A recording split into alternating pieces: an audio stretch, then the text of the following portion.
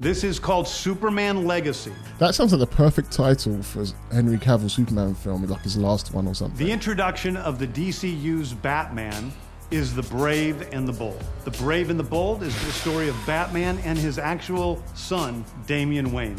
This is like the biggest issue I have with this whole thing. Why are you doing that?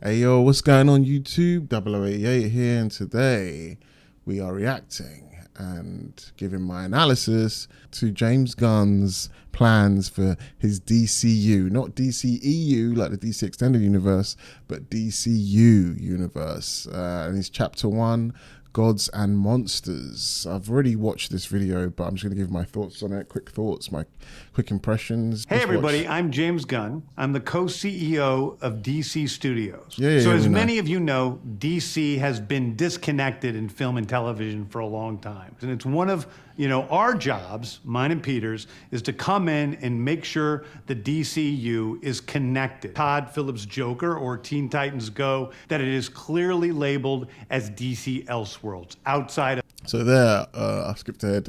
He's talking about DC Elseworlds there. Some people I've seen say that why couldn't they just make Henry Cavill's Superman and the rest of Zack Snyder's DCEU an Elseworld, which technically they are doing. Like Flash is still being made, obviously. Aquaman apparently is still being made. Blue Beetle was part of the DCU, but later on I think he's going to say it's part of the DCU now. It's very vague what he's saying. I don't understand half of this.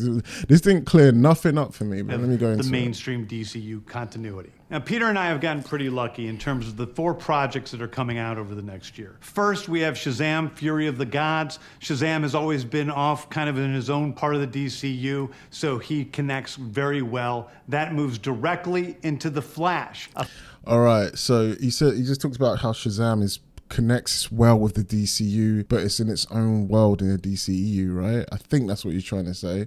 So basically, the impression I got from what you said there is like the Shazam movie, because it was so far away from Zack Snyder's DCEU, is that he can integrate it into the DCU, and it's going to be part of the DCU universe as well. So he won't be. So the Superman that cut at the end of Shazam, at the end of Shazam 1, spoiler alert, that cut where they didn't show Henry Cavill's face is it plays so well into the hands of what's going on right now. It's like they knew it was going to happen, but they didn't know that was going to happen. Oh my god, they just couldn't get Henry Cavill back for that scene, so they just had his body or someone's body double or whatever wearing a Superman outfit. The only thing is, the outfit he was wearing, I'm pretty sure Gunn's going to have a different Superman outfit. But then depending on what he writes in his Superman movie when he eventually makes it, is that going to be, will that Superman be the Superman that we saw at the end of Shazam? Or maybe not. Maybe it was Henry Cavill, because what he's about to say now. A fantastic movie that I really loved. About the Flash. That resets the entire DC there you universe. Go. And then to move into... So he says the Flash movie is going to reset the entire DC universe. So it's going to be like the Flashpoint comic. I haven't actually read that, but I know about it. The Flashpoint comic, basically Flash does something, really runs really fast or whatever he does, and then he resets the universe. And then kind of like the Infinite Crisis or Crisis on Two Earths storylines back in the 90s or the 80s, whenever it was, the whole different realities merge, and kind of like what the MCU's doing. They merge and they become one cohesive timeline. And I think that's what's happening here. Well, I don't know if they're going to merge realities, but it's going to rewrite history. It's rewritten history. So weird. We'll see how that makes me kind of excited for the Flash movie. Like, I know everyone's got their feelings about Ezra Miller. I do not like that guy. That guy seems like an asshole. But I was not interested in the slightest to check out the Flash. But just hearing that it's gonna. They're going to use it in a creative way to rewrite the DCEU and use it to make the DCU, James Gunn's DCU. That sounds exciting, and I want to see how they do that. I love when they take real life issues that where they need to rewrite the story or change the whole universe, and they use a storyline within in universe to come back and, you know, change that creatively. I love when they do stuff like that, but only when it leads to something that's going to be, you know, consistent and easy to understand. I don't want them to keep rebooting and keep renewing and keep doing battle worlds and timeline smashes and multiverse smashes. I don't want them to keep doing that. Do one big storyline where you merge all the universes or whatever you're doing, and then keep it consistent after that. So that makes me kind of excited for The Flash when I wasn't before, and I hope Michael Keaton's in it. But yeah. Blue Beetle, a fantastic film about a kid who's a marvelous part of the DCU, and then into Aquaman 2. So Blue Beetle, I think, is being played by Miguel from Cobra Kai. I can't remember his real name, which is going to be interesting. I like that actor in Cobra Kai. Going to use his martial arts skills in that movie. So he talks about Blue Beetle there, and obviously, like, the thing is, it's really hard because he needs to talk about these films positively, Shazam, Flash, and Blue Beetle.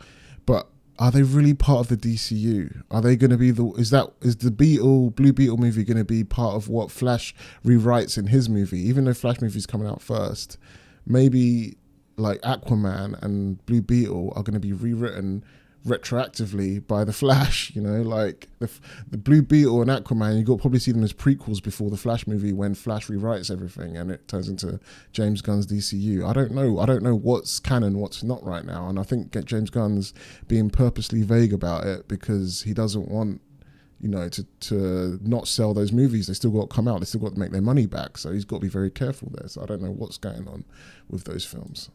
Which leads directly into our next few projects, which I'm going to tell you about now. So Peter and I, along with a group of very talented writers, have started to map out an 8 to 10 year plan of what See how he's talking all of a sudden? Like, he switched it up. Before, he was like, oh, Blue Beetle's coming out, Shazam's coming out, and Flash is coming out.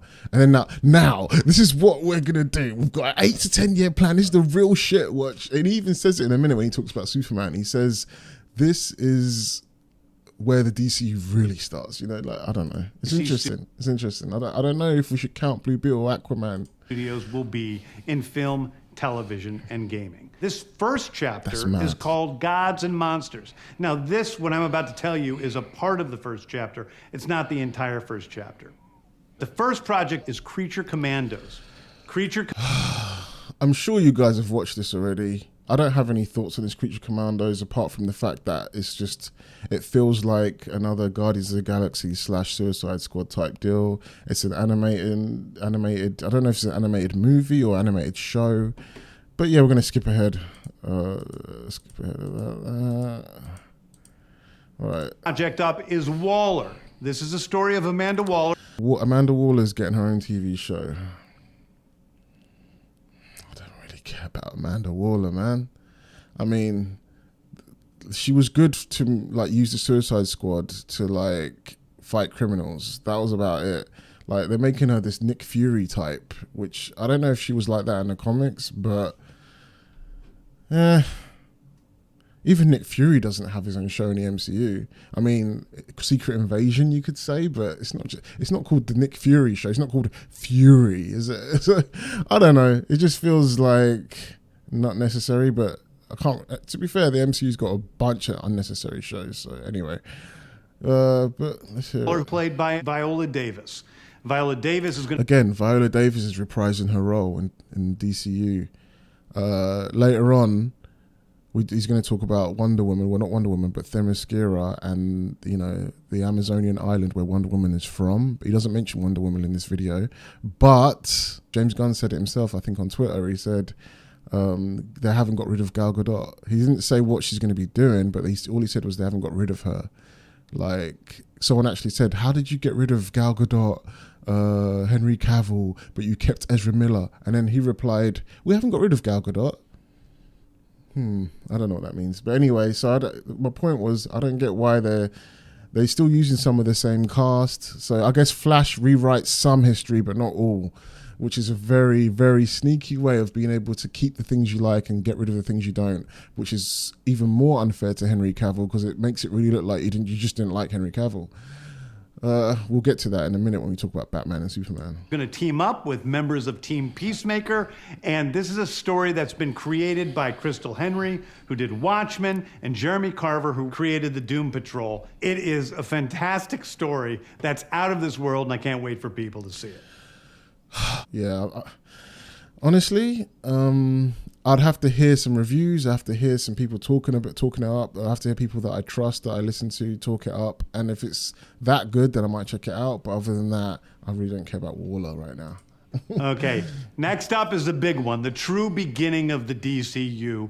This is called Superman Legacy. This is being written by me. I'm in the middle of it. I'm having a great time doing it. And Superman will be released into theaters July 11th, 2025. I'm going to be old. Anyway, so yeah, Superman Legacy, eh? Right. So let's look at the facts here. He got rid of Henry Cavill. His reasoning for getting rid of Henry Cavill was because they wanted a younger Superman. That's probably in his mid-20s, 25 years old.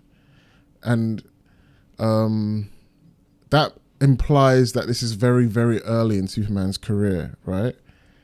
Yet the movie is called Superman Legacy. And I don't know, that could mean anything, but legacy usually means when you're leaving behind a legacy, or when you're looking back on everything you've done and how much of a legacy you've left behind, or how good you were building up your legacy, basically. Like, it sounds like someone of a veteran or someone that's been doing this for a long time. That sounds like a subtitle for a character, for someone that's been doing this for a long time, or a veteran or something, you know? Like, it doesn't sound like someone that's just started out being a hero, so that's a bit weird. Leaving a legacy behind for a young Superman. That sounds like the perfect title for Henry Cavill Superman film, like his last one or something. I don't know. I don't get why it's called Legacy. That might be referring to something else entirely. We'll see. Or maybe he's thinking about, what legacy will I leave behind? Like, I need to think about what kind of person I'm going to be, which sounds a lot like Man of Steel. But anyway, yeah, it could be interesting. I hope he does a good job. James Gunn hasn't really dealt with something that's so hopeful and pure and almost innocent as Superman. Everything is quite risque. His humor is quite risque. He made Brightburn, which is basically dark Superman. Can he do the hopeful, heartfelt, warm Superman that we haven't seen in so long, because everyone has been so cynical, and we've had like so many deconstructions of Superman since The Boys, since Invincible, James Gunn himself with Brightburn. There's been so many deconstructions of Superman that, can James Gunn pull off a pure Superman? I don't know. 2025. Okay, the next thing is a big premiere HBO television series called Lanterns. This is a story of a couple of this is really cool. I'm not going to listen to what he has to say because I've heard it before, and I'm sure you guys have seen it already. Surely you're not coming here for the first time to see what the James Gunn slate is, so you don't need to hear what he's going to say about it. But what I remember him saying about it was, there's going to be a TV show, detective show, the Green Lanterns, and I love how they're using both Hal Jordan and Jon Stewart here, and that's really cool. This is how you do diversity, by the way. Like, you don't turn Hal Jordan black. You get the actual black Green Lantern, Jon Stewart, who's just as good, if not maybe better, and get them both in there. Or just even focus on Jon Stewart if you have to be that you know, progressive and diverse. But they're having both of them on screen at the same time, being equals. That's what I like to see. That's diversity, you know, not race bending Hal Jordan for some reason. But yeah, I'm looking forward to that. Hopefully it's a good TV show. I'm more looking forward to what it'll be like if it becomes a high budget live action movie, you know. But yeah, good stuff. Green Lanterns, Jon Stewart and Hal Jordan, and we have a few other lanterns peppered in there, but this is over in it. That ties into our larger story of the DCU. Next is a big movie called The Authority. The Authority. I don't know anything about The Authority. Apparently it's similar to The Boys or something, but anyway, we move on. I think James Gunn said something about, in an article, that he's Superman and Batman and Wonder Woman, the big characters of the DC universe, are going to be used to help prop up these kind of smaller side characters or darker characters. And which is kind of cool if they do it right. I mean, sometimes the MCU, for example, they do it a bit dodgy. They kind of end up just shitting on the classics and the legends. Look at Thor, Love and Thunder, and Iron Man, Riri Williams. She doesn't even mention Iron Man in the Black Panther movie. I mean, maybe I'm sure she has to at some point in her show, but I don't know if that's going to go down well. We'll see what happens to that. But anyway, I don't know anything about the Authority. We'll see how that goes. We'll skip ahead. Right. Okay, here we go. Called Paradise Lost. Paradise Lost is the story of Paradise Island, usually known as Themyscira, which is the birthplace of Wonder Woman. It's almost like Game of Thrones with Westeros, but with all of the inhabitants of Paradise Island. Is it going to be like Game of Thrones, though? I mean, James Gunn, he's not going to hyperbole, is he? And I trust him more than, in some ways, I trust Marvel, because Marvel are very like hyperbolic. They're just very like political. James Gunn's kind of political, but I feel like his passion overrides his political sensibilities. So maybe it could be like a Game of Thrones or on an Amazonian island, you know, on a proper death by snoo island. But the thing is, the whole Wonder Woman situation, this wasn't in this video, but like I mentioned earlier, Gal Gadot is still involved apparently in a DCU, which is so confusing. How are you going to, like, and then Aquaman is still going to come out, and it seems like Jason Momoa is still involved in DCU somehow. I don't know if they're going to recast him as Lobo, and if he's still playing Aquaman, and if Gal Gadot is still playing Wonder Woman, that's going to be so weird in a world where they haven't got Ben Affleck as Batman or Henry Cavill as Superman. It's just going to be just you should just recast it all. But we'll see. I think Gal Gadot might be playing a different role. Maybe a different Amazonian princess, or maybe Wonder Woman's mother, who knows? But I don't think she's old enough for that yet. And I mean, they could age her up. And yeah, I think Jason Momoa should probably play Lobo. We'll see what James Gunn's going to do with these guys, with these actors. It's a shame Henry Cavill didn't have nothing for him, though. We'll see. The introduction of the DCU's Batman is The Brave and the Bold. The Brave and the Bold is the story of Batman and his actual son, Damian Wayne. This is based on Grant Morrison's great comic book run, This is like the biggest issue I have with this whole thing. Apart from the fact that it's confusing as hell and I don't know what's going on. Why are you doing older Batman where the whole like Bat family is established? Because Damian's like the last person that basically joins the Bat family. It's like the whole Bat family's been established, and then you've got Superman just starting out. I mean, I guess you could do that in a way. People criticize this for this, but they don't actually realize Snyder's universe did the same thing. Batman in that universe was already done. Like Jason Todd and all that had already happened. He's already fought Joker loads of times. You know, Ben Affleck's Batman was an old Batman, whereas Henry Cavill's Superman was kind of a new Superman. He became Superman in Man of Steel. Then we jumped straight into Batman v Superman, didn't we? So it's kind of the same thing as the Snyder universe with an older Batman and a young Superman, or at least a starting out Superman. But I don't know why James Gunn is doing that. And also, the other issue I have of this is I really like Damian Wayne. I think he's an awesome Robin. I love how he's a bit more edgy. I love how he's Batman's son. I think that's a really cool concept. I love how Talia al Ghul is, you know, his mum and all that kind of stuff is so interesting. Such good storytelling in a DC Comics with the Batman lore. But why are you doing Damian Wayne now? Why can't you build up to Damian Wayne? Like, you got Jason Todd, you got Tim Drake, you got Dick Grayson. I mean, they could all be in this, and they probably will be in this. You got Barbara Gordon. Like, build up to that, you know? Let us see them all grow. Like, why are they? We're gonna see them when they're all established and ready. Like, yeah, I guess you could just start it from there and then just jump straight into the storytelling. But I want to see all the stories come to life. Like, I want to see Jason Todd and the Joker and Death in the Family. I want to see him become Red Hood. I want to see the conflict with Nightwing, Jason Todd and Batman, you know. Tim Drake is all right. They could probably have skipped over Tim Drake. What I would have done, the first movie, Nightwing could, like Dick Grayson could already be Nightwing. And then you could have Jason Todd be Robin, and then you could do Death in the Family, like for the first movie, and have Joker in it. Second movie, Red Hood, he comes back, and you could have another villain there as well. I don't know, maybe Black Mask, or maybe Two-Face, or whatever you want. You could have another villain in there, as well as Jason Todd, Red Hood, who's going to try and take that villain down, and Batman has to stop him from killing the villain because he feels responsible. All that storyline, it'll be sick seeing that live action. I know there's animations of it, but loads of people haven't seen that, and people eat that shit up. And then, finally, this is the thing where I feel like you could skip over Tim Drake, but maybe in the third film, you could have the Ra's al Ghul, Talia al Ghul, she gets pregnant, Damian Wayne, fourth film, you know? I know if it's 4 films away, that's a long time to get to Damian Wayne, but you get Jason Todd, you get Nightwing, Barbara Gordon will be in there somewhere, Batgirl can be in there, you know, and then maybe in a 5th epic film or a 6th film that's an epic finale, you could do the 3 Jokers and have all the Bat family in that. If you've read that comic, you'll know how all the Bat family is involved in that. Yeah, man, it could be so sick how they could build up to it, but now they just started straight with Damian Wayne. It just feels weird.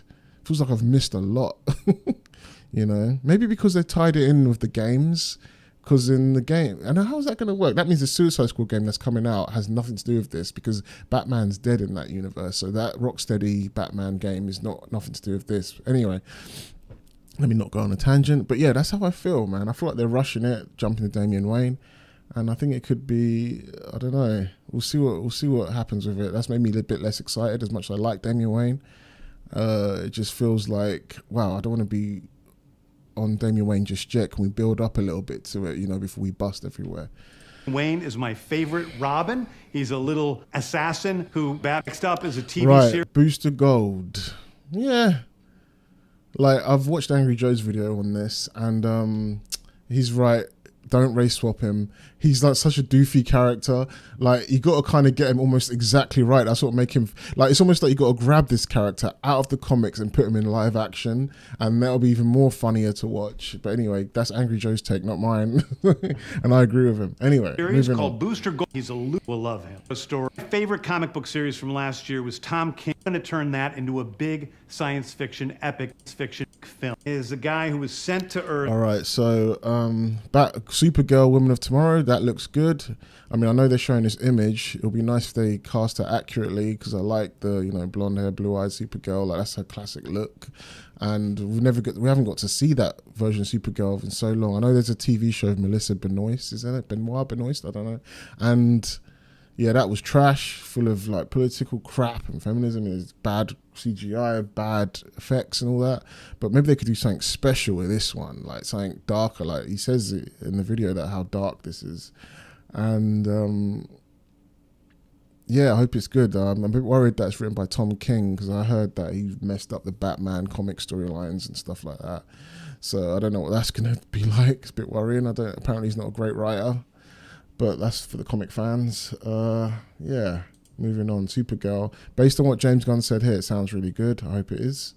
Character who... Swamp Thing. Swamp Thing, I don't know much about Swamp Thing, but the fact that they're going to try and make a proper, like, I think R-rated horror out of it, go for it, DC. Do something Marvel's not doing. You don't have to be like all dark and gloomy like Zack Snyder, but you can do different stuff. Do R-rated stuff before Marvel gets to it, you know? You pushed Marvel with Wonder Woman. That's why they pushed Captain Marvel out. Now you can push Marvel again with the darkness of DC, or at least the dark stories in DC, not just everything dark. But outside of the rest of the DCU, it will still feed into the rest of the stories. Anyway, those are the stories that I... Right, so yeah, we get it. Those are my thoughts on James Gunn's DCU. Cautiously optimistic about it. I just hope he doesn't make it more messy than it already is, because right now it sounds messy as hell. I get he has to play a little bit of politics and, you know, not talk down the movies that aren't going to be part of his universe that are still coming out, because they can't stop them from coming out right now. So that's confusing things a little bit. Also, he needs to kind of... I like how he's very talkative with the fans on Twitter and stuff, but he needs to kind of shut up a little bit. Like, he talks too much on Twitter, man. Like, he keeps answering people's personal questions and gripes about DCU, and all it does is make things even more confusing. Like saying Gal Gadot is still in it, but he's not confirming if she's Wonder Woman or not. Saying Henry Cavill didn't get fired, he just didn't get hired, and you know. and saying Superman's going to be young and Batman's going to be old, and I don't know what's going on. It's just confusing me even more when he talks. It's better to just do stuff like this and just get definitive information out as we go along, and we can, just stay on that. But when he keeps coming out with all this stuff and Twitter stuff that contradicts stuff he's said before, it just gets well confusing. But anyway, that's my thoughts. This video's gone on long enough. That's my thoughts on DC Chapter 1, Gods and Monsters, James Gunn's DCU. I hope it's good. I'm not very happy that he hasn't rebooted the whole thing, and it feels like they're still using bits and pieces from what's currently going on in DCEU. But yeah, hopefully it's good. Anyway, thanks for watching. Please like, subscribe, hit the bell for notifications, and I'll see you again. Peace.